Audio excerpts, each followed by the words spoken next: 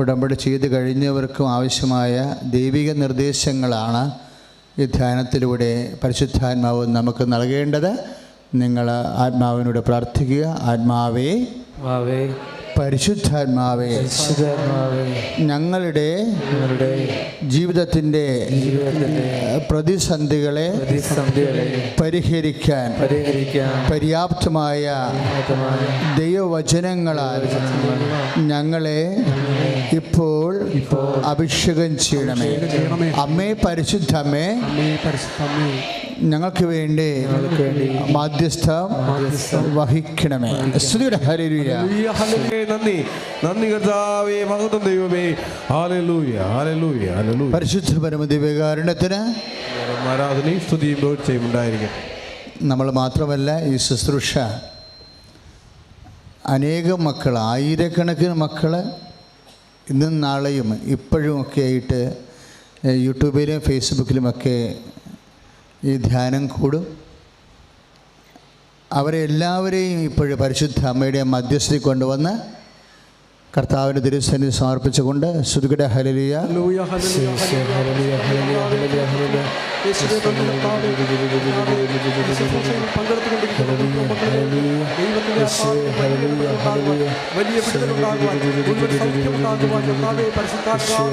കർത്താവേ, ഞങ്ങൾ യൂട്യൂബിലും ഫേസ്ബുക്കിലുമൊക്കെ കർത്താവേ ഈ ധ്യാനം കൂടുന്ന അങ്ങേ മക്കളെ ഈ നിമിഷം പ്രാർത്ഥനയോടെ ഓർക്കുന്നു. യേശുവേ സ്തോത്രം, യേശുവേ നന്ദി, യേശുവേ ആരാധന. മക്കളെ, നമ്മൾ ഉടമ്പടി ധ്യാനമാകുമ്പോൾ സാക്ഷ്യങ്ങൾ കേട്ടതുപോലെ നിങ്ങൾക്കും ഉറപ്പായിട്ടും ഇവിടെ വന്ന് സാക്ഷ്യം പറയാൻ പറ്റും എന്ന് മനസ്സിൽ സന്തോഷിച്ച് കരുതണം. എന്താ കാരണം എന്ന് വെച്ച് കഴിഞ്ഞാൽ, നമ്മൾ കേട്ട സാക്ഷ്യങ്ങൾ കേൾക്കുമ്പോൾ നമുക്കതിൻ്റെ സ്വഭാവം, അതിൻ്റെ പ്രകൃതി മനസ്സിലാകും. അതായത് പല കാര്യങ്ങളും മനുഷ്യന് പെട്ടെന്ന് ബുദ്ധിപരമായിട്ട് ആലോചിച്ചാൽ നടക്കാത്ത കാര്യങ്ങളാണ് അമ്മ നടത്തി തരണത്. അപ്പോൾ തന്നെ നമുക്ക് അതാണ് ഉടമ്പടിയുടെ നേച്ചർ. അതാണ് ഉടമ്പടിക്ക് ഒരു പ്രകൃതിയുണ്ട്. എന്താണ്? Not by merit but by grace. അതാണ് ബൈബിളിൽ ഉടമ്പടിയെക്കുറിച്ച് പറയണത്. നമ്മുടെ കഴിവ് കൊണ്ടല്ല, അവിടുത്തെ കൃപ കൊണ്ടാണെന്ന്. Praise the lord. അത് നമ്മൾ എഫേസ്യ ലേഖനമാണ്, 2-ാം അധ്യായം 8-ാമത്തെ വാക്യം. Not by merit but by grace. അവിടെ ഉടമ്പടി ചെയ്യുന്ന എല്ലാ മക്കളും ചിന്തിക്കണം, ഇത് നടക്കുമോ, നടക്കത്തില്ലായിരിക്കുമോ, ഇത് എൻ്റെ കഴിവിന് പറ്റിയ കാര്യമാണോ അല്ലയോ എന്നൊക്കെ ചിന്തിച്ച് കൺഫ്യൂഷൻ ആക്കരുത്. കാര്യം നമ്മൾ ഉണ്ടാക്കുന്ന കൺഫ്യൂഷൻസ് നമ്മൾ ഉണ്ടാക്കുന്നതാണ്. ദൈവത്തിനൊരു കൺഫ്യൂഷനുമില്ല. കാര്യം എന്താ? നമ്മുടെ ശക്തിയിലല്ല ദൈവം ആശ്രയിക്കുന്നത്, ദൈവത്തിൻ്റെ കൃപയിലാണ് ആശ്രയിക്കുന്നത്. Price the Lord. ഹല്ലേലൂയ. അപ്പം കൃപയുടെ ഒരു കാലഘട്ടം നമ്മുടെ ജീവിതത്തിൽ തുടങ്ങുമ്പോൾ നമ്മളെപ്പോഴും ചിന്തിക്കേണ്ടത് കൃപ എപ്പോഴും കരുണയിൽ വർക്ക് ചെയ്യണതാണ്. പറഞ്ഞ മനസ്സിലായില്ലേ? കൃപ, ദൈവത്തിൻ്റെ കൃപ നമ്മുടെ ജീവിതത്തിൽ വർക്ക് ചെയ്യണത്, ഇതിൻ്റെ അനുകൂലമായ ഒരു കാലാവസ്ഥ എന്ന് പറയുന്നത് കരുണയാണ്. അപ്പോൾ നമ്മൾ ദൈവപൈതൽ ചിന്തിക്കേണ്ടത്, ദൈവത്തിന് എന്നോടും എൻ്റെ കുടുംബത്തോടും കരുണ തോന്നാൻ ഞാൻ എൻ്റെ ജീവിതം എങ്ങനെ സുവിശേഷ വിഹിതമായി പുനഃക്രമീകരിക്കണം. അത് കണ്ണിൽ എണ്ണ ഒഴിച്ച് ചെയ്യേണ്ട കാര്യമാണ്. കാര്യം കരുണ തോന്നാൻ നമ്മുടെ ഇപ്പോൾ പത്രോസിനോട് ഈശോ എന്നാ പറഞ്ഞത്? നീ മാനുഷിക കാര്യങ്ങളാണ് അന്വേഷിക്കണത്, ദൈവിക കാര്യങ്ങളല്ല. അപ്പോൾ നമ്മൾ അന്വേഷിക്കുന്നതും പ്രാർത്ഥിക്കുന്നതും അടിസ്ഥാനപരമായിട്ട് എന്തായിരിക്കണം? ദൈവിക കാര്യങ്ങളായിരിക്കണം. പിടികിട്ടില്ലേ? അപ്പം നീ മാനുഷിക കാര്യങ്ങളാണ് അന്വേഷിക്കുന്നത്. ഇപ്പോൾ മർക്കോസിൻ്റെ സുവിശേഷം 8-ാം അധ്യായമാണ്, 33-ാമത്തെ തിരുവചനം. ഒന്ന് പറഞ്ഞ, നീ മാനുഷിക കാര്യങ്ങളാണ് അന്വേഷിക്കുന്നത്, ദൈവിക കാര്യങ്ങളല്ല. അപ്പോൾ വചനം എന്താ പറയണത്? നമ്മൾ അന്വേഷിക്കണമെങ്കിലും പ്രാർത്ഥിക്കണമെങ്കിലും പ്രാർത്ഥിക്കുന്ന വിഷയങ്ങളിൽ മാനുഷിക കാര്യങ്ങൾ മാറ്റണം. പിന്നെന്ത് ചെയ്യണം? അതിൻ്റെ അകത്ത് ദൈവിക കാര്യങ്ങൾ ഉൾപ്പെടുത്തണം പ്രാർത്ഥനയിൽ. കാര്യം 10 ദിവസം കൊണ്ട് ഈശോ എന്നാ പറഞ്ഞത്? നീ എൻ്റെ പിന്നിൽ പോകാൻ പറഞ്ഞല്ലേ. പ്രാർത്ഥനയ്ക്ക് ഉത്തരം ചില സമയത്ത് കിട്ടാതെ നമ്മൾ പിന്നിൽ പോകേണ്ടി വരും, പുറകിൽ പോകേണ്ടി വരും, പുറകിലായി പോകും ഓരോ കാര്യങ്ങൾക്കും. അതെന്തുകൊണ്ടാണ് ഇങ്ങനെ പിന്നിലായിട്ട് പോണത്? മാനുഷിക കാര്യങ്ങൾ അന്വേഷിക്കണ കൊണ്ടാണ്. അത് ദൈവിക കാര്യങ്ങൾ അന്വേഷിച്ച് കഴിഞ്ഞാൽ നമ്മൾ മുമ്പിലാവും. അപ്പോൾ നിങ്ങൾ ചോദിക്കും, അച്ഛാ എങ്ങനെയാണ് ഈ മാനുഷിക കാര്യങ്ങൾ? നമ്മൾ മനുഷ്യന്മാരല്ലേ, മാനുഷിക കാര്യങ്ങളല്ലാതെ പിന്നെ നമ്മളെന്താണ്? നമ്മൾ ദൈവമാണോ? നമ്മളെങ്ങനെ ദൈവിക കാര്യങ്ങൾ അന്വേഷിക്കുന്നത്? അങ്ങനെയല്ല. എല്ലാ വിഷയങ്ങൾക്കും അതിൻ്റെ മാനുഷിക വശമുണ്ട്, ദൈവിക വശമുണ്ട്. ഇപ്പം നമ്മൾ ഒരു ഉദാഹരണം അച്ഛൻ പറയാം. ഇപ്പം നിങ്ങൾ മാറി താമസിക്കാൻ തീരുമാനിച്ചു. നിങ്ങൾ 3 ചേട്ടാനുജന്മാരുള്ള വീട്ടിലാണ് കെട്ടി വന്നിരിക്കുന്നത്. നിങ്ങൾ മൂത്തവൻ്റെ വയോ അല്ലെങ്കിൽ നടുവത്തവൻ്റെയോ ഭാര്യയാണ്, അല്ലെ ഭർത്താവാണ്. എന്നായാലും മാറി താമസിക്കണം അല്ലേ? പക്ഷെ മാറി താമസിക്കാൻ വലിയ പാങ്ങൊന്നും കാണുന്നില്ല. പക്ഷെ നിങ്ങളതുകൊണ്ട് ഉടമ്പടി ചെയ്തിരിക്കുകയാണ്, മാറി താമസിക്കണം. ഒരു 3 സെൻറ്റ് സ്ഥലം, അവിടെ കൂര കുത്താനുള്ളൊരു ഇടവും തന്നെ ആണ് നമ്മൾ പ്രാർത്ഥിക്കണത്. അപ്പോൾ പ്രാർത്ഥിച്ച് കഴിയുമ്പോൾ ഇതിൻ്റെ അകത്ത് മാനുഷിക കാര്യമാണ്, ഇത് ദൈവിക കാര്യമാണ്. നമ്മൾ 3 ചേട്ടാനുജന്മാരും അവരുടെ നാത്തും അവരുടെ ഭാര്യമാരും അവരുടെ മക്കളൊക്കെ ഉണ്ട്, കുടുംബ തറവാട്ടിലുണ്ട്. നമുക്ക് മാറി താമസിക്കാതെ വരെ മാർഗ്ഗമില്ല. അപ്പനോട് പറഞ്ഞ് ഞങ്ങൾക്ക് വല്ലതും ഉണ്ടെന്ന് ചോദിച്ചപ്പോൾ അപ്പം പറഞ്ഞ് നിങ്ങൾക്ക് നിങ്ങൾ തന്നെ ഉണ്ടല്ലോ, പിന്നെ എന്തിനാണെന്ന് ചോദിക്കും. എന്താ ഇങ്ങനെ താമസിക്കണം അപ്പ? അല്ലേ, നിന്നെയൊക്കെ പഠിപ്പിച്ചില്ലേ, അപ്പം എൻ്റെ കാശ് തീർന്ന്. ഇനി നിങ്ങൾ വളർന്ന് ഇനി നിങ്ങൾ സ്വന്തമായിട്ട് അധ്വാനിച്ച് വീട് വെക്കണം. അപ്പോൾ ചില അപ്പന്മാർ ചെയ്യണമെന്ന് വെച്ച് കഴിഞ്ഞാൽ അവരുടെ ജീവിതകാലം മുഴുവനും അവർ വിദ്യാഭ്യാസം പരമപ്രധാനമായിട്ട് കണ്ടുകൊണ്ട് അവർ പരമാവധി കടവും വിലയും മേടിച്ച് മക്കളെ പഠിപ്പിച്ച് മാറ്റും. അപ്പോൾ പറഞ്ഞ് നിങ്ങൾക്ക് നിങ്ങൾ തന്നെ ഉണ്ടല്ലോ, ഞങ്ങളെ പഠിപ്പിച്ചു, അതെ ഞങ്ങളുടെ ബാങ്ക് നിങ്ങളാണ്, ഞങ്ങൾക്കുള്ളത് നിങ്ങളാണ് നിക്ഷേപിച്ചിരിക്കുന്നത്. അപ്പോൾ ഇനി നിങ്ങൾ തന്നെ നിങ്ങളുടെ അധ്വാനം കൊണ്ട് കണ്ടെത്താനുള്ള മാർഗ്ഗം അന്വേഷിക്കണമെന്ന് പറയും. അപ്പോൾ അതിൻ്റെ അകത്ത് തെറ്റൊന്നുമില്ല. അപ്പം പറയണത് ഇപ്പോൾ ഇവിടുന്ന് തറവാട്ടിൽ നിന്നൊന്നും കിട്ടപ്പോരില്ലെന്ന് നമ്മൾ മനസ്സിലാക്കി. ഇപ്പോൾ അവസാനം കേട്ടൊരു സാക്ഷ്യം കണ്ടില്ലേ? അവസാനം ഒരു സാക്ഷ്യം കേട്ടില്ലേ? അവർക്ക് ചെന്നൈയിൽ ജോലി കിട്ടിയെന്ന് പറഞ്ഞില്ലേ? നല്ല ജോലിയാണ് കിട്ടിയത്. ശേഷം അവർ ഇവിടെ കളമശ്ശേരി വന്നു, അവിടെ ജോലി ഇങ്ങോട്ട് ട്രാൻസ്ഫർ ചെയ്ത് കിട്ടി. അവിടെ അവർ എൻജിനീയർ, അവിടുത്തെ വർക്ക് സൂപ്പർവൈസ് ചെയ്യുന്ന ആൾ കൂടിയായി മാറി. അപ്പോൾ പെട്ടെന്ന് നടന്നാണ്. അവർ തകർന്ന് തരിപ്പണമായി 0-യിൽ വന്ന ആൾക്കാരാണ്.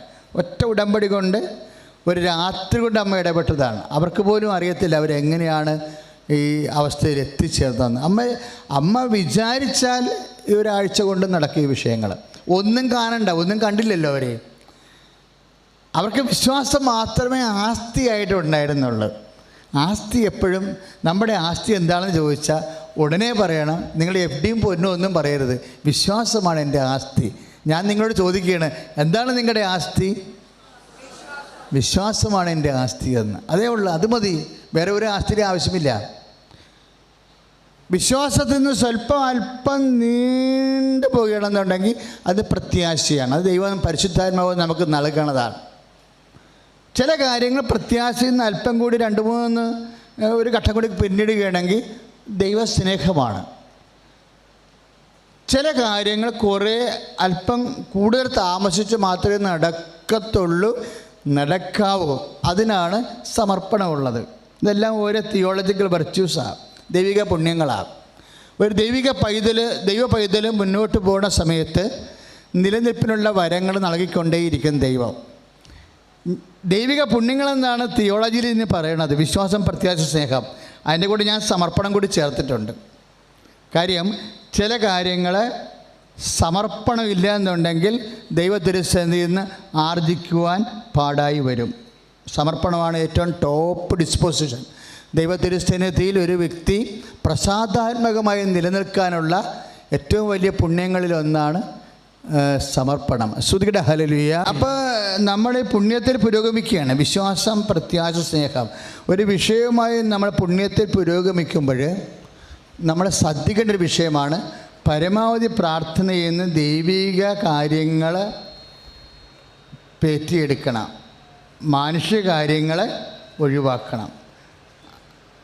ഇപ്പം നമ്മൾ ഈ മാറി താമസിക്കുന്നൊരു വിഷയം എടുത്തില്ലേ, മാറി താമസിക്കുന്നതിൽ ചിലപ്പോൾ മാനുഷിക കാര്യങ്ങൾ കൂടുതലാണെങ്കിൽ പിന്നിലായി പോകും. സാത്താനെ, നീ എൻ്റെ പിന്നിൽ പോകാൻ പറഞ്ഞില്ലേ, മാനുഷിക കാര്യങ്ങൾ കൂടുതലാകുന്നതുകൊണ്ട്. നീ മാനുഷിക കാര്യങ്ങളാണ് അന്വേഷിക്കണത്, ദൈവിക കാര്യങ്ങൾ അല്ല എന്ന് പറയണില്ലേ, എന്നിട്ട് പിന്നിൽ പോകാൻ പറയും. അപ്പോൾ പ്രാർത്ഥനയ്ക്ക് ഉത്തരം കിട്ടാൻ താമസിക്കും. ഇപ്പോൾ ഉദാഹരണം മാറി താമസിക്കുന്ന വിഷയം തന്നെ.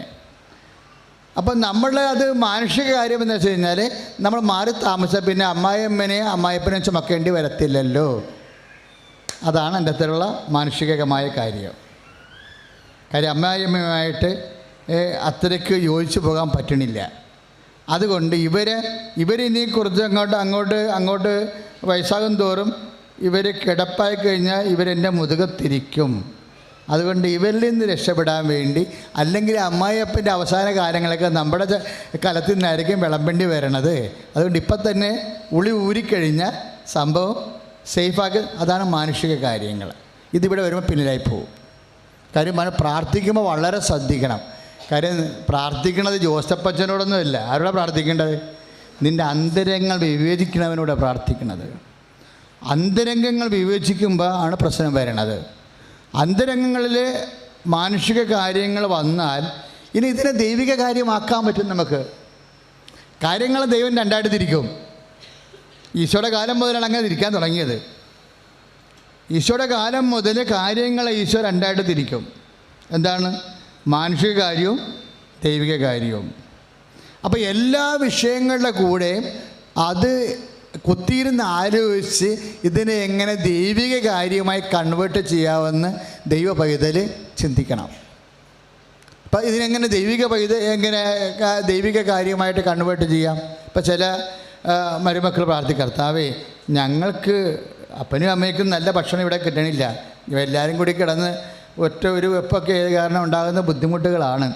പ്രായമായവരെ നോക്കേണ്ടതാണ്. അതുകൊണ്ട് ഞങ്ങൾക്ക് നീ കൂര കുത്താൻ ഇടതെന്ന അപ്പനെ ഞങ്ങൾ നോക്കിക്കൊള്ളാം. അപ്പോൾ ദൈവിക കാര്യമായി ആ സാധനം. ആ സംഭവം പെട്ടെന്നാണ് ദൈവിക കാര്യമാകുന്നത്. ഈ ദൈവിക കാര്യം പെട്രോളെ തീ പിടിക്കണ പോലെ കത്തിപ്പിടിക്കും. ഉടനെ പെട്രോളെ തീ പിടിക്കണ പോലെ ഈ സംഭവം കത്തിപ്പിടിക്കും. അതായത് എൻ്റെ മക്കൾ എപ്പോഴും ഒന്ന് ശ്രദ്ധിച്ചേ യേശുസ്തുതിയുടെ ഹല്ലേലൂയ. ഇപ്പം നമ്മൾ പ്രഭാഷകൻ്റെ പുസ്തകം 33:16 അവിടെ നമുക്ക് പ്രസിദ്ധമായൊരു തിരുവചനമാണ്. എന്താണ്? ഒടുവിലാണ് ഞാൻ ഉണർന്നത് എന്ന് പറഞ്ഞ്. ഒടുവിലാണ് ഞാൻ ഉണർന്നത്, കാലാപെറുക്കുന്നവരെ പോലെ മുന്തിരിപ്പഴം ശേഖരിക്കുന്നവരുടെ കൂട്ടത്തിൽ ഞാൻ പിന്നിലായിപ്പോയി. കർത്താവിനെ അനുഗ്രഹിച്ച് മുന്നിലാക്കി. അപ്പോൾ ആ വചനം വളരെ രസകരമായ വചനമാണ് അല്ലേ? പ്രഭാഷകൻ 33:16 എന്താ പറയണത് എന്ന് പറഞ്ഞ്. പ്രഭാഷകൻ 30 കാര്യം വചനമൊക്കെ മക്കളെ. ഇപ്പോൾ ഒരു ചേച്ചി സാക്ഷ്യം പറഞ്ഞില്ലേ, എന്നാ സാക്ഷ്യം പറഞ്ഞത്? അവരെന്നാ സാക്ഷ്യം പറഞ്ഞത്? ഞാൻ വചനം കേട്ടപ്പോഴേ കൗൺസിലിംഗ് ഇരുന്ന് എല്ലാം എഴുതി. കൗൺസിലിംഗിൽ എഴുതിയ വചനങ്ങൾ വീട്ടിൽ പോയി 3 മണി വെളുപ്പിനെ വരെ ഇരുന്നിട്ട് ഞാൻ എൻ്റെ നോട്ട് ബുക്കിലേക്ക് പകർത്തി. അത് പകർത്തിയപ്പോഴെന്നാ സംഭവിച്ചത്? എൻ്റെ ഭർത്താവ് ഇരുന്ന് വചനം വായിക്കണം ഞാൻ കണ്ടെന്ന് ആദ്യമായിട്ട്.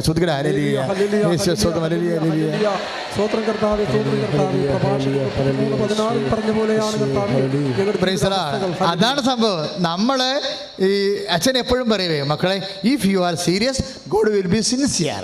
If you are sincere God will be serious. അതിൻ്റെ അനുഭവത്തിൽ നിന്ന് ഞാൻ പഠിച്ചതാണ്.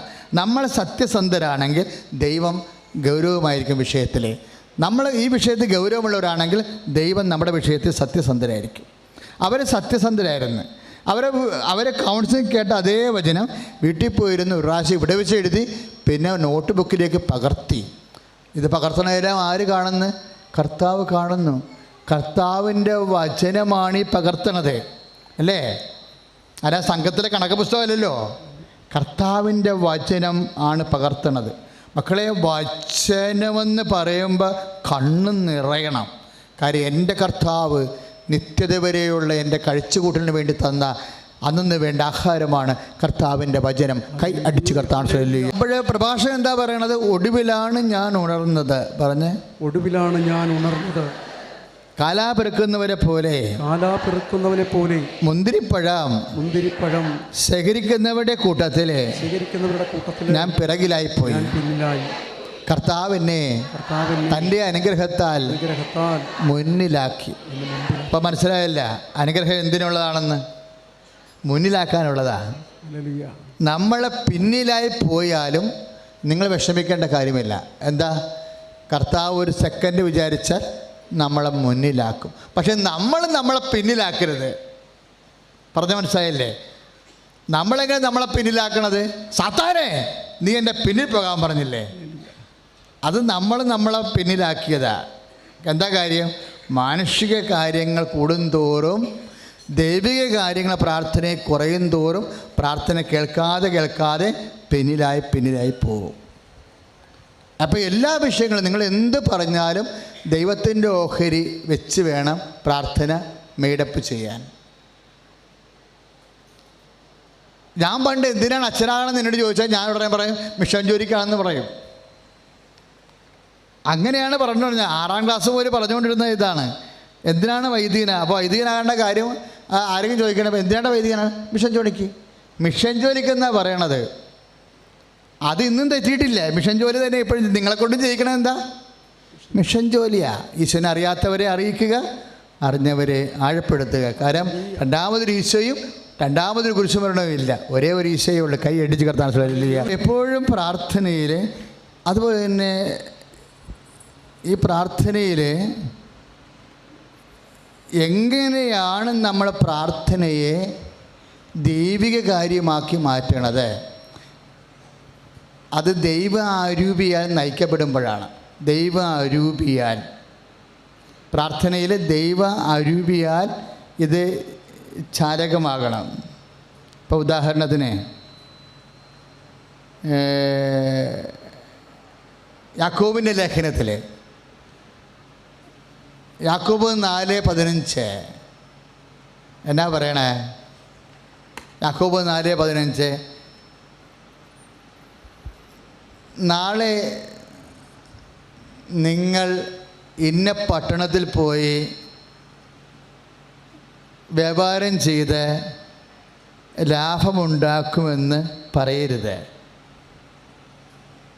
ഒന്ന് പറഞ്ഞേ ആ വചനം. നാളെ നിങ്ങൾ ഇന്ന പട്ടണത്തിൽ പോയി താമസിച്ച് വ്യാപാരം ചെയ്ത് ലാഭം ഉണ്ടാക്കുമെന്ന് പറയരുത്.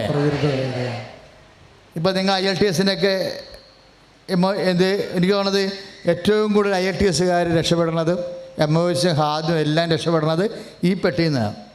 എത്ര സാക്ഷ്യങ്ങളാണ് നമുക്ക് കേൾക്കുന്നത്? ഞെട്ടിപ്പിക്കുന്ന സാക്ഷ്യങ്ങൾ.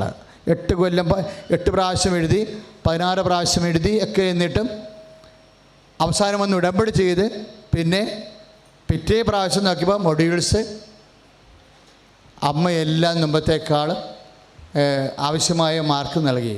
അപ്പോൾ അവർക്കറിയാം പൊട്ടപ്പരീക്ഷകളെന്ന് പറയും, വീട്ടിലിരുന്ന് കരയുകയും ചെയ്യും. പക്ഷേ റിസൾട്ട് വരുമ്പോൾ 7.5 ഉണ്ടാവും. എങ്ങനെയാണ്? Not by merit but by grace. അതാണ് സംഭവം. എന്ന് വെച്ച് കഴിഞ്ഞാൽ അത് ഉടമ്പടി എങ്ങനെ വർക്കൗട്ട് ചെയ്യണത്? നമ്മുടെ ഓർമ്മശക്തിയോ ഫൊണറ്റിക്സോ നമ്മുടെ പ്രൊനൗൺസിയേഷനോ കൊണ്ടല്ല. ഇപ്പം തന്നെ ഇംഗ്ലണ്ടിൽ നിയമം മാറ്റിയിട്ടില്ലേ? എത്രയോ പേരുടെ പ്രാർത്ഥനയാവും. അടുത്ത ആഴ്ച മുതൽ പുതിയ നിയമം വരാൻ പോകും. IELTS-ന് ഇംഗ്ലണ്ടിൽ ഇപ്പോഴേ 6.5 മതി. റൈറ്റിംഗാണ് എല്ലാവരും കിടന്ന് വിഷമിച്ചത്. എല്ലാവരും വിഷമിച്ചത് റൈറ്റിങ്ങിനാണ്. ഇപ്പോൾ റൈറ്റിങ്ങിന് ഒരു നിയമം മാറ്റി. റൈറ്റിങ്ങിനും എന്തെല്ലാം കിട്ടിയാലും റൈറ്റിംഗ് കിട്ടത്തില്ല. ഇപ്പോൾ റൈറ്റിങ്ങിന് മാറ്റി. റൈറ്റിങ്ങിന് 6.5 മതി. നേരത്തെ 7 വേണ്ടിയിരുന്നു. അടുത്ത ആഴ്ച മുതൽ പുതിയ നിയമം വരികയാണ്. ലോകം മുഴുവനും നല്ല നിയമങ്ങൾ ഉണ്ടാകാൻ വേണ്ടി സ്തുതിക്കട്ടെ. ഹല്ലേലൂയ. വിശുദ്ധ പരമദിവ്യകാരുണ്യത്തിന്. ഇപ്പോഴും നമ്മൾ യാക്കോബ് 4:15 ധ്യാനിച്ചുകൊണ്ടിരുന്നത്. എന്നാ പറയണത്? ഈശോ എന്നാ പറഞ്ഞത്? നാളെ നിങ്ങൾ ഇന്ന പട്ടണത്തിൽ പോയി, ഇംഗ്ലണ്ടിൽ, കാനഡ, ഓസ്ട്രേലിയ, എവിടെയായാലും ഇന്ന പട്ടണത്തിൽ പോയി വ്യാപാരം ചെയ്ത് ലാഭമുണ്ടാക്കുമെന്ന് നിങ്ങൾ പറയരുത്. പിന്നെ എങ്ങനെ പറയണം? എങ്ങനെയാ പറയേണ്ടത്? അതായത് കർത്താവ് മനസ്സാകുമെങ്കിൽ ആ സംഭവം അതാണ്. അങ്ങനെയാണ് ഒരു മാനുഷിക കാര്യത്തെ ദൈവിക കാര്യമായിട്ട് കൺവേർട്ട് ചെയ്യണത്. അങ്ങനെയാണ് പറഞ്ഞു, മനസ്സിലായല്ലേ? നിങ്ങൾ മസിൽ പിടിക്കരുത്. കാര്യം ഒരുപക്ഷെ നിങ്ങൾക്കത് ഗുണമോ ദോഷമോ നിങ്ങൾക്കറിയത്തില്ല. കാര്യം നമ്മൾ കാണുന്ന ഗുണമല്ല ദൈവം കാണുന്നത്. നിങ്ങൾ കാണുന്ന ഗുണം 70 വയസ്സ് വരെയുള്ള ഗുണമാണ് നിങ്ങൾ കാണുന്നത്. ഒരു ചെറുക്കനെ കല്യാണം കഴിക്കുക, അല്ലെങ്കിൽ ഒരു പെണ്ണിനെ കല്യാണം കഴിക്കുക, എവിടെയെങ്കിലും അവിടെ PR കിട്ടി അവിടെ താമസിക്കുക, 2 കുഞ്ഞുങ്ങളെ അവിടെ പഠിപ്പിക്കുക, മാതാപിതാക്കന്മാർക്ക് കുറച്ച് പൈസ അയച്ചു കൊടുക്കുക, കുടുംബത്തിൻ്റെ കടം മാറ്റുക, ഇത്രയും മിനിമം പരിപാടിയാണ് നിങ്ങൾ കാണുന്നത്. പക്ഷേ ദൈവം കാണുന്നത് അങ്ങനെയല്ല. ദൈവം എന്ത് കണ്ടാലും സ്വന്തം മകനെ അധികരിച്ച് കാണത്തുള്ളൂ. മക്കളെ, ഈ മകനിങ്ങനെ ആയില്ലേ? എന്തിനു വേണ്ടി ഇങ്ങനെ ആയതാ? നിത്യത എന്ന് പറഞ്ഞൊരു വിഷയമുണ്ട്. അതിൻ്റെ കവറേജ് ഇല്ലാത്ത ഒരു സാധനം ദൈവം ടേക്കപ്പ് ചെയ്യത്തില്ല. എന്തിനാവും വന്നത്? ഞാൻ വന്നിരിക്കുന്നത് എന്തിനാ? ചുമ്മാ ജീവൻ ഉണ്ടാകാനല്ലല്ലോ. ആണോ? ആണോ? 10:10 യോഹന്നാൻ എന്താ? സമർത്ഥമായ. അപ്പം സമർത്ഥമായ ജീവൻ എന്ന് പറയുമ്പോൾ സമർത്ഥമായ ജീവൻ നിത്യതയെ ഉൾക്കൊള്ളിച്ചുകൊണ്ടാണ് ഈശോ സംസാരിച്ചിരിക്കുന്നത്. അല്ല നമുക്ക് വിദേശത്ത് അന്യരാജ്യങ്ങളിൽ ജോലി തരാനാണ് ഈശോ ക്രൂശിക്കപ്പെട്ട് മരിച്ചത്? അല്ല. ഇതൊക്കെ നിങ്ങൾക്ക് ആവശ്യമാണ് അല്ലെന്ന് പറഞ്ഞില്ലല്ലോ. പറഞ്ഞോ? മത്തായി 6:33 ഈശോ പറഞ്ഞു ഇതൊക്കെ നിങ്ങൾക്ക് ആവശ്യമാണ്. IELTS അതുപോലെ തന്നെ ജോലിയും എല്ലാം നിങ്ങൾക്ക് ആവശ്യമാണ്, വീടും നിങ്ങൾക്ക് ആവശ്യമാണ്. But seek for the kingdom of God. നിങ്ങൾ ആദ്യം ദൈവരാജ്യത്തെ അന്വേഷിക്കണം. എന്തിനാണ്? നിത്യതയെ അന്വേഷിക്കണമെന്ന്. അപ്പം നിത്യതയെ അന്വേഷിച്ചു കൊണ്ടുള്ള കവറേജാണ് കർത്താവ് ദൈവിക കാര്യമായി മാറ്റണത്. ദൈവിക കാര്യമായി മാറ്റണത് അതാണ് യാക്കോബ് പറയുന്നത്. നിങ്ങളുടെ ദുർമോഹം തൃപ്തിപ്പെടുത്താൻ വേണ്ടി ചോദിക്കുന്ന കൊണ്ടാണ് പ്രാർത്ഥനയ്ക്ക് ഉത്തരം. യാക്കോബ് 4:3 നിങ്ങളുടെ ദുർമോഹം എന്ന് വെച്ചാൽ എന്താണ് ദുർമോഹം എന്ന് പറയണത്? നിത്യതയെ ഒഴിവാക്കിക്കൊണ്ടുള്ള എല്ലാ മോഹങ്ങളും ദുർമോഹങ്ങളാണ്. നിങ്ങൾ കേട്ടിരിക്കണ ദുർമോഹമല്ല. ഒരു വീടിന് പകരം 2 വീട്, അങ്ങനെയുള്ള ദുർമോഹമല്ല, ഭൗതിക ദുർമോഹമല്ല. കർത്താവാണ് സംസാരിക്കുന്നത്. കർത്താവ് ദുർമോഹം എന്ന് പറഞ്ഞു കഴിഞ്ഞാൽ നമ്മൾ പറയുന്ന ദുർമോഹമായിരിക്കത്തില്ല. നിത്യതയെ ഒരു വ്യക്തി ഒഴിവാക്കിയാൽ അവൻ കുരിശുമരണത്തെ ഒഴിവാക്കിയിരിക്കും. അവൻ കർത്താവിൻ്റെ 2ാമത്തെ വരവിനെ ഒഴിവാക്കിയിരിക്കും. അവൻ ആത്മാവിനെ ഒഴിവാക്കിക്കൊണ്ടിട്ടുള്ള എല്ലാ ശാരീരിക നടപടികളും ദുർമോഹമാണ്. കൈ അടിച്ച് കർത്താവ്. അതായത് എല്ലാവർക്കും എല്ലാം നല്ലതല്ല. പ്രഭാഷകൻ 37:28 എല്ലാവർക്കും എന്ന് പറഞ്ഞാൽ എല്ലാവർക്കും എല്ലാം നല്ലതല്ല, പ്രയോജനകരവുമല്ല. Praise Lord. ഇതുകൊണ്ടാണ് പലപ്പോഴും ചില പ്രാർത്ഥനകൾ ഇപ്പം 6 കാര്യം വെച്ചാൽ ചില കാര്യം പമ്മിക്കളിക്കണില്ലേ? ചില കാര്യം പമ്മണേൻ്റെ കാര്യം അതിൻ്റെ അകത്ത് നിത്യജീവൻ ഇല്ലാത്തത് കൊണ്ടാണ്. അത് നിത്യജീവനുമായിട്ട് യാതൊരു ബന്ധവുമില്ലാത്തത് കൊണ്ടാണ് ചില കാര്യങ്ങൾ. അത് പ്യുവർ മാനുഷിക കാര്യങ്ങളാണ്.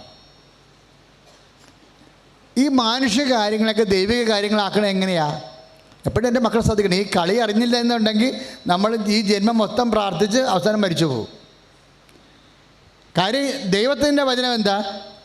ഈ മാനുഷിക കാര്യങ്ങളെ എങ്ങനെ ഇപ്പം യാക്കോബ് 4:15 മാനുഷിക കാര്യങ്ങളാണ് കച്ചവടം വെക്കണത്. ലാഭം മാനുഷികമായ കാര്യങ്ങളാണ്, കാര്യം നിലനിൽപ്പിൻ്റെ കാര്യങ്ങളാണ്. ഇതിനെ എങ്ങനെ ദൈവിക കാര്യങ്ങളാക്കണത്?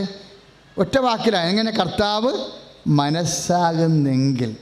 അതാണ് നമ്മുടെ സ്വർഗസ്ഥനായ പിതാവിൻ്റെ പ്രാർത്ഥന. അങ്ങനെയാണ്. എല്ലാ മാനുഷിക കാര്യങ്ങളെയും ദൈവിക കാര്യങ്ങളാക്കുകയാണ്. എന്താണ്? അങ്ങയുടെ നാമം പൂജിതമാകണമേ, അങ്ങയുടെ തിരുമനസ്സ് നിറവേറണമേ. അതാ സംഭവം. അതിന് എല്ലാം ഇപ്പം താറാവ് ഇറച്ചി കറി വെക്കണ ആൾക്കാരില്ലേ? താറാവ് മീൻ തിന്നുന്ന വളരണ സാധനമായത് കാരണം താറാവ് ഇറച്ചിക്കൊക്കെ മീൻ മുശിക്കാണ് കോഴി ഇറച്ചിയേക്കാൾ, അല്ലേ? ആണോ? താറാവ് കണ്ടിട്ടില്ലേ? ഓ ഭാഗ്യ.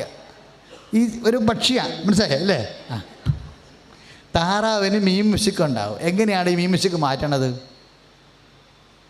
മീൻ മുശുക്ക് ഉണ്ടാവുമല്ലോ. എങ്ങനെയാണ് അത് മാറണേ? തറാവ് ഇറച്ചിയിൽ നിന്ന് മീൻ മുശുക്ക് മാറണേ എങ്ങനെയാണ്? അത് കുറച്ച് നേരം അരിഞ്ഞ് എൻ്റെ അടുത്ത് ഞാൻ നിങ്ങളിനി അത് പഠിപ്പിക്കട്ടെ. അത് അരിഞ്ഞ് വെച്ചിട്ട് നാരങ്ങ എടുത്തിട്ട് നമ്മൾ നാരങ്ങ അരിഞ്ഞ് ഇറച്ചി മുഴുവൻ ഇങ്ങനെ തൂത്ത് വെക്കും അല്ലേ? നാരങ്ങ ഇറച്ചി മുഴുവൻ ഇങ്ങനെ ഒടിച്ച് അവിടെ വെക്കും. അരമണിക്കൂറോളം പച്ചത്താറാവിൻ്റെ ഇറച്ചിയിൽ നാരങ്ങാനീര് പുരട്ടി വെക്കും. അരമണിക്കൂർ കഴിയുമ്പോൾ എടുത്തു കഴിഞ്ഞാൽ മീൻ മുശുക്ക് ഉണ്ടാകത്തില്ല. പ്രാർത്ഥനയുടെ മീൻ മുശുക്കാണ് ഈ ലോകാരൂപി എന്ന് പറയണത്. പ്രാർത്ഥനയ്ക്കും ലോകാരൂപി ദൈവിക കാര്യങ്ങളെന്ന് പറയണത് ഈ പ്രാർത്ഥനയുടെ കൂടെ അതിൻ്റെ മീൻ മുശുക്ക് മാറ്റാനും മാനുഷികമായ കാര്യങ്ങൾ മാറ്റാനും എന്താ ചെയ്യേണ്ടത്? കർത്താവ് മനസ്സാകുന്നെങ്കിലും ചേർത്താൽ മതി. അതാണ് അവിടുത്തെ നാരങ്ങ അതാണ്. മീൻ മുശുക്ക് മാറും. എന്ത് മക്കൾ പറഞ്ഞാലും ഉടനെ ഈശോ പറയണ പോലെ പറയണം. ഈശോ വളരെ മാത്തമാറ്റിക്, അതായത് ദൈവത്തിൻ്റെ മനസ്സറിഞ്ഞ് പരിശുദ്ധാത്മാവ് ഡിസൈൻ ചെയ്ത പ്രാർത്ഥനയല്ലേ. അപ്പാ സാധ്യമെങ്കിൽ ഈ പാനപാത്രം എന്നെ കടന്നു പോകട്ടെ, ഇല്ലെങ്കിൽ എൻ്റെ ഇഷ്ടമല്ല അങ്ങയുടെ ഇഷ്ടം. ശ്രുതികട ഹല്ലേലൂയ.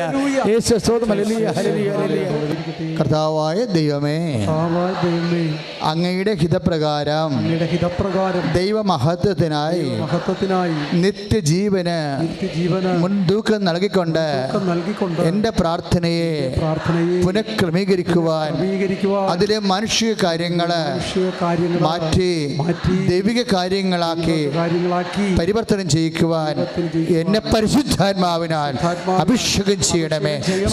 Hallelujah hallelujah hallelujah. മക്കളെ, കർത്താവിനോട് തീക്ഷ്ണമായി പ്രാർത്ഥിക്കുക. ഇവിടെ ഒരു കൊട്ട നിറച്ച് സദ്യക്ക് വിളമ്പണ ചോറിരിക്കുക. ഇത് 5 അപ്പം കർത്താവ് 5000 പേർക്ക് തീറ്റിപ്പോറ്റ പോലെ അടിയന്തരങ്ങൾക്ക് തടസ്സമുള്ള കുടുംബങ്ങൾ പല അടിയന്തരം ഉണ്ടാകാം. പൈസ ഇല്ലാത്തതുകൊണ്ട് മാറ്റി വെക്കുന്ന കല്യാണമോ ജ്ഞാനസ്ഥാനമോ മറ്റെന്ത് അടിയന്തരങ്ങളും അതിൻ്റെ മുഴുവൻ തടസ്സങ്ങളെ ഈശോ എടുത്തു മാറ്റിയിരിക്കുന്നു. കൈ അടിച്ച് കർത്താവ്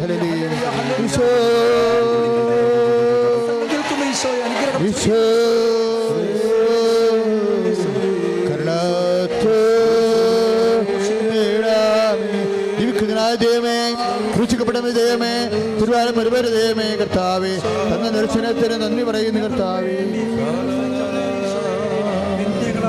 ഇത് വലിയൊരു സന്തോഷകരമായ സന്ദേശമാണ്. വൈവാഹിക ദോഷങ്ങൾ, മക്കളില്ലാത്തവർ, അങ്ങനെ അടിയന്തരങ്ങൾ, എല്ലാ അടിയന്തരങ്ങളും, അതിൻ്റെ എല്ലാ സാമ്പത്തിക തടസ്സങ്ങളും, ശാരീരിക തടസ്സങ്ങൾ, കുടുംബപരമായ തടസ്സങ്ങൾ, സ്ഥല സംബന്ധമായ ദോഷങ്ങൾ, തടസ്സങ്ങളെല്ലാം ഈശോ എടുത്തു മാറ്റിയിരിക്കുന്നു.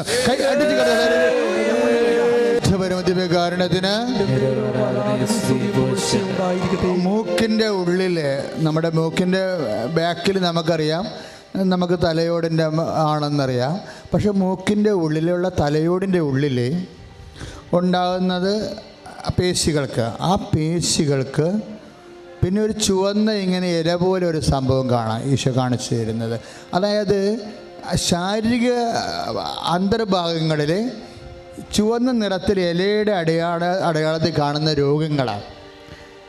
അതെന്ത് രോഗമാകാം, നിങ്ങൾക്കത് വെളിപ്പെട്ട് കിട്ടും. പക്ഷേ കർത്താവ് അത് പൂർണ്ണമായി ഇപ്പം സുഖപ്പെടുത്തിയിരിക്കുന്നു. കുരുക്കൾ പോലെ വരുന്ന അസുഖം, ആ ചെറിയ കുന്നിക്കുരുവിൻ്റെ പരുവത്തിലുള്ള കുരുക്കൾ. പക്ഷേ അതിൻ്റെ കളറെന്ന് പറയുന്നത് നെയ്യുടെ കളറാണ്. നെയ്യുടെ കളറുള്ള കുരുക്കൾ പോലെയുള്ള വസ്തുക്കൾ അതെവിടെയും ആകാം. കുടലിലാകാം, അല്ലെങ്കിൽ അണ്ഡാശയത്തിലാകാം.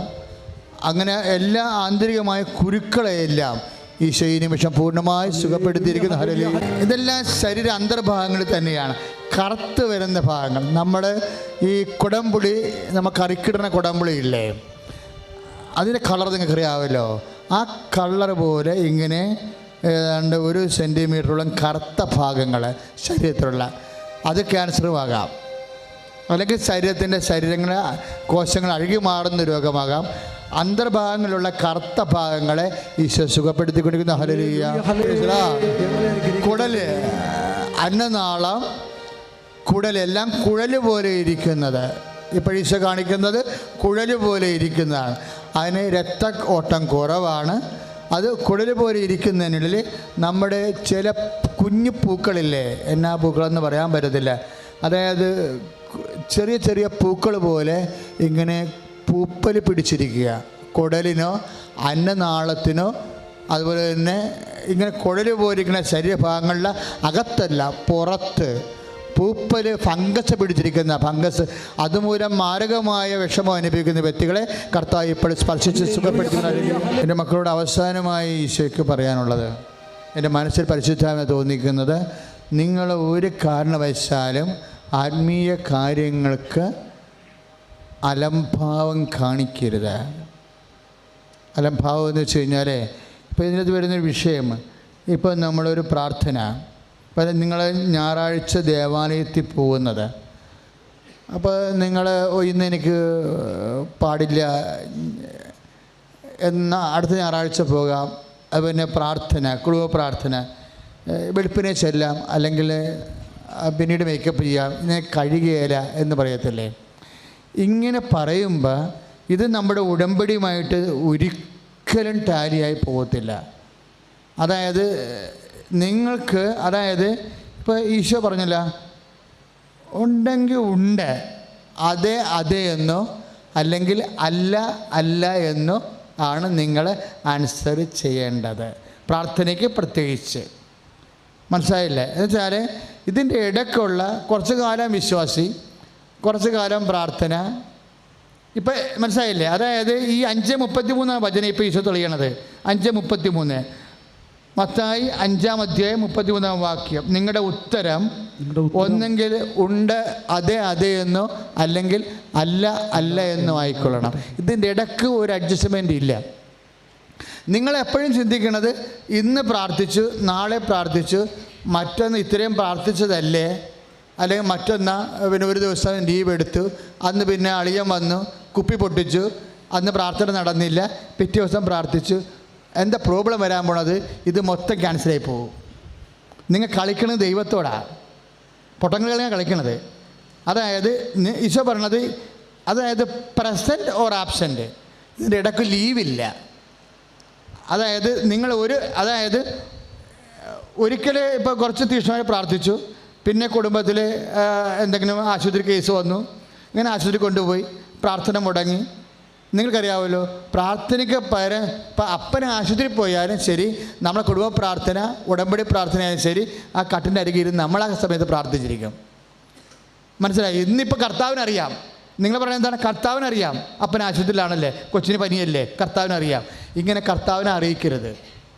കർത്താവിന് ഒരു കാര്യം അറിയാൻ പാടുള്ളൂ, ഒന്നെങ്കിൽ അതെ അതെ എന്നോ അല്ലെങ്കിൽ അല്ല അല്ല എന്നോ. അപ്പം നിങ്ങൾ കൊച്ചിന് പനിയാണെന്ന് പറഞ്ഞുകൊണ്ട് പ്രാർത്ഥനയെ സബ്സ്റ്റിറ്റ്യൂട്ട് ചെയ്യും. ചില പറയും വർക്ക് ഈസ് പ്രയർ, അധ്വാനമാണ് ആരാധന. ഒരിക്കലും സബ്സ്റ്റിറ്റ്യൂട്ട് ചെയ്യാൻ പറ്റത്തില്ല. അത് സായിപ്പന്മാർ 18-ാം നൂറ്റാണ്ടിൽ സെർഫ്സിനെ കൊണ്ട്, അടിമകളെ കൊണ്ട് ജോലി എടുപ്പിക്കാൻ വേണ്ടി അവർ മുതലാളിത്തവും ലാഭക്കൊതിയന്മാരുണ്ടാക്കിയ പരിപാടിയാണ്. എന്താണ്? അധ്വാനമാണ് ആരാധന. ഇപ്പം ഞായറാഴ്ച പള്ളിയിൽ പോകേണ്ട ആവശ്യമില്ല, അധ്വാനിച്ചാൽ മതി. ചില പറയും ഞാൻ വീട്ടിൽ എനിക്കൊരു കിടപ്പ് രോഗിയുണ്ട്, ഞാൻ രോഗിയെ നോക്കുന്നുണ്ട്. കുർബാന ഒരിക്കലും രോഗിയെ നോക്കണമായിട്ട് ബന്ധമില്ല. അത് വേറെ വീട്ടിലെ കുർബാനയാണ്, വീട്ടിലെ കുർബാന. അത് ഒരു കാരണം വെച്ചാലും നീ ഒരു സൽപ്രവർത്തനം എടുത്തിട്ട് ആരാധനക്രമത്തെ അട്ടിമറിക്കരുത്. അത് ആബ്സെൻ്റായിട്ടാണ് മാർക്ക് ചെയ്തിരിക്കുന്നത്. അത് നിൻ്റെ ഒരു സ്വഭാവമാണ്. എന്തെങ്കിലും ഒരു തരികിട പരിപാടി ചെന്ന് മനസ്സിലിട്ടിട്ട് കർത്താവിൻ്റെ കാര്യം ഒഴിവാക്കാൻ പറയും. അടുക്കള കാര്യം കൊണ്ട് പോലും കർത്താവിൻ്റെ കാര്യം ഒഴിവാക്കാൻ കർത്താവ് മാർത്തായി അനുവദിച്ചില്ലല്ലോ, ഇല്ലല്ലേ? നീ അവൾ ചെയ്യണ കാര്യം പ്രധാനപ്പെട്ട കാര്യമായിട്ട് പോലും വചനം കേൾക്കുക, കർത്താവിൻ്റെ കൂടെ ഇരിക്കുക എന്നുള്ളതിനെ ഒഴിവാക്കാൻ സബ്സ്റ്റിറ്റ്യൂട്ടായിട്ട് അടുക്കളയുടെ ജോലി കർത്താവ് അനുവദിച്ചില്ല. മാർത്ത പല കാര്യങ്ങളെക്കുറിച്ചാണ് നീ ഉത്കണ്ഠാക്കുലിയായിരിക്കണം. സാങ്കത്യമായ ഒന്ന് മാത്രമേ ഉള്ളൂ, അത് അവളെ തിരഞ്ഞെടുത്തിരിക്കുമെന്ന് പറയലേ. അപ്പോൾ ഒരു കാരണവശാലും പ്രാർത്ഥനയ്ക്ക് സബ്സ്റ്റിറ്റ്യൂട്ട് വെക്കരുത്. പ്രത്യേകിച്ച് സൽപ്രവർത്തികൾ കൊണ്ടാണ് പിശാച് നമ്മളെ പറ്റിക്കുന്നത്, മോശം പ്രവൃത്തി കൊണ്ടല്ല. സൽപ്രവൃത്തിയും കൊണ്ടേ വരത്തുള്ളൂ. പിശാച് എപ്പോഴും നല്ല കാര്യമല്ലേ പറയത്തുള്ളൂ, മോശകാര്യം വല്ലതും പറഞ്ഞിട്ടുണ്ടോ ഇന്ന് വരെ? കർത്താവിനോട് എന്താ പറഞ്ഞത്? നീ എന്തിനാണ് ഇങ്ങനെ വിശന്ന് മരിക്കണത്? നീ ദൈവപുത്രനല്ലേ, നല്ല മിടുക്കനല്ലേ, ഇങ്ങനെ ഈ വെള്ളവും കുടിക്കാതെ ഭക്ഷണവും കഴിക്കാതെ പട്ടിണി കിടന്ന് മരുഭൂമി കിടന്ന് ചത്ത് നിൻ്റെ ലക്ഷണങ്ങളൊക്കെ കോലം കെട്ട് കഴിഞ്ഞാൽ ആർക്കാ നഷ്ടം? എനിക്ക്. അപ്പം കർത്താവ് നോക്കുമ്പോൾ പിശാചിന് വരെ സങ്കടം കർത്താവിൻ്റെ സൗന്ദര്യത്തിൽ. കർത്താവ് പറഞ്ഞ് വേല മനസ്സിരിക്കട്ടെ എന്ന് പറഞ്ഞു. നീ സൽപ്രവൃത്തി കാണിച്ച ആൾക്കാരെ പറ്റിക്കുന്ന പരിപാടി അവ്വാദോട് തുടങ്ങിയതാണ്. പരിശുദ്ധാത്മാവ് പറയും ഇത് പണി വേറെയാണെന്ന് പറയും. അപ്പം സൽപ്രവൃത്തികൾ കൊണ്ടുപോലും നിങ്ങൾ പറയും എനിക്ക് 2 കുഞ്ഞുങ്ങളുണ്ട്, എൻ്റെ കുഞ്ഞുങ്ങളെ നോക്കണമല്ല എൻ്റെ ജോലി, എനിക്ക് ഭർത്താവുണ്ട്, എനിക്ക് ഭാര്യയുണ്ട്, അവൾ ആശുപത്രിയിലാണ്, അതല്ലേ ഏറ്റവും വലിയ കുർബാന. ഇങ്ങനെ കുറേ ആധ്യാത്മികമായ കള്ളത്തരങ്ങൾ പറഞ്ഞ് പിശാച് നിങ്ങളെ പറ്റിച്ചിട്ടുണ്ടെന്നാണ് ഇപ്പോൾ അവസാനം പറയേണ്ടത്. ലീവ് ഓർ ആബ്സെൻറ്റ്, അതായത് present or absent, there is no leave എന്നാണ് ഇപ്പോൾ ഈശോ പറയണത്. എന്താണ്? ഒന്നെങ്കിൽ നീ ഉണ്ട് കർത്താവിൻ്റെ മുമ്പിൽ, അല്ലെങ്കിൽ ഇല്ല. കാലാവസ്ഥ നിരീക്ഷണം പോലെ മാറി മാറി വരണ ഒരു പരിപാടി ഇല്ലെന്നാണ്. പ്രാർത്ഥനയുടെ ഒപ്പം എൻ്റെ മക്കൾ ഒപ്പം ഒന്നുമില്ല. അതിന് പ്രാർത്ഥികർത്താവായ ദൈവമേ, പ്രാർത്ഥനയ്ക്ക് ഭംഗം വരാതെ തീക്ഷ്ണമായി മുട്ടിപ്പായി പ്രാർത്ഥിക്കുവാൻ ഞങ്ങളെ സഹായിക്കണമേ. എന്താ കാര്യം എന്നറിയാവോ? എന്താ കാര്യം? നമ്മളുടെ ഈ കഴിവ് കൊണ്ട് പല കാര്യങ്ങളും നടക്കത്തില്ലെന്ന് ദൈവത്തിനറിയാം, നമുക്കും അറിയാം, ഇല്ലേ? പിന്നെ എന്താണ് ഇത് പിന്നെ ആരായി നടത്തി തരേണ്ടത്? ദൈവം തന്നെയാണ്, അല്ലേ? അപ്പോൾ ദൈവം തന്നെ നടത്തി തരേണ്ടത് വിഷയമായതുകൊണ്ടാണ് നമ്മൾ അതുകൊണ്ട് കാര്യം കാണാൻ വേണ്ടി പ്രാർത്ഥിക്കണം എന്നല്ല ഞാൻ പറഞ്ഞത്. ദൈവ തിരുസന്നിധിയിൽ നിന്ന് ഒരു വ്യഭിചാരവും കൊലപാതകവും നടത്തിയ മനുഷ്യൻ കണ്ണീരോടെ ഒന്നേ പ്രാർത്ഥിച്ചുള്ളൂ. അപ്പോൾ കയ്യിൽ നിന്ന് അബദ്ധം പറ്റിപ്പോയി, വിവരക്കേട് കൊണ്ടാണ്, എൻ്റെ തോന്നിയവാസം കൊണ്ട് ഞാൻ സമ്മതിച്ചു. എന്നെ തല്ലിക്കൊന്നാലും ശരി, എൻ്റെ ജഡമായാലും ശരി, നിൻ്റെ മുമ്പിൽ തന്നെ ഉണ്ടാകണമെന്ന് പറഞ്ഞു. അതാരാ പറഞ്ഞത്? ദാവീദ്. അങ്ങയുടെ തിരുസന്നിധിയിൽ നിന്ന് എന്നെ തള്ളിക്കളയരുത് എന്ന് കൈയിടിച്ച് കർത്താവ്